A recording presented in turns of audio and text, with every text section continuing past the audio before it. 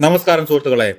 ഭൂതകാലത്തിന് ശേഷം രാഹുൽ സദാശിവന്റെ സംവിധാനത്തിൽ തിയേറ്ററുകളിൽ എത്തിയ ചിത്രമാണ് ഭ്രമയുഗം. മമ്മൂട്ടി പ്രധാന കഥാപാത്രത്തിൽ എത്തിയ ചിത്രം മലയാളത്തിലെ ഒരു മികച്ച പരീക്ഷണ ചിത്രം കൂടിയാണ്.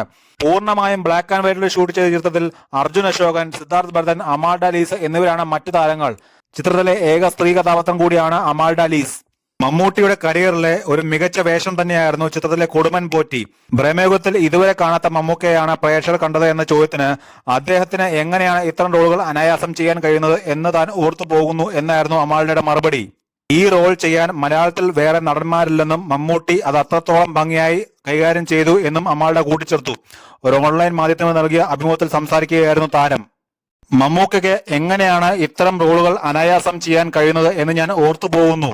ഈ റോൾ ചെയ്യാൻ മലയാളത്തിൽ വേറെ നടനില്ല. മമ്മൂക്ക അത്രത്തോളം ഭംഗിയായി ഈ റോൾ ചെയ്തു.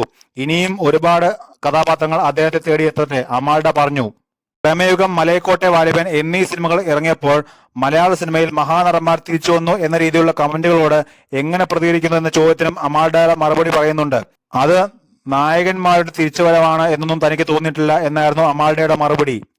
നായകന്മാരുടെ തിരിച്ചുവരവാണ് എന്നൊന്നും തോന്നിയിട്ടില്ല. മലയാള സിനിമയിൽ പുതിയ രീതിയിലുള്ള സിനിമകൾ വരുന്നു എന്ന് മാത്രമേ തോന്നിയിട്ടുള്ളൂ, അമാൽഡ പറഞ്ഞു. ഈ വർഷം മലയാളത്തിൽ മികച്ച അഭിപ്രായം നേടിയ സിനിമകളിൽ ഒന്നായിരുന്നു ഭ്രമയുഗം. പൂർണ്ണമായും ബ്ലാക്ക് ആൻഡ് വൈറ്റിൽ പുറത്തിറങ്ങിയ ചിത്രം പ്രേക്ഷകർക്ക് വ്യത്യസ്തമായ അനുഭവമായിരുന്നു നൽകിയത്.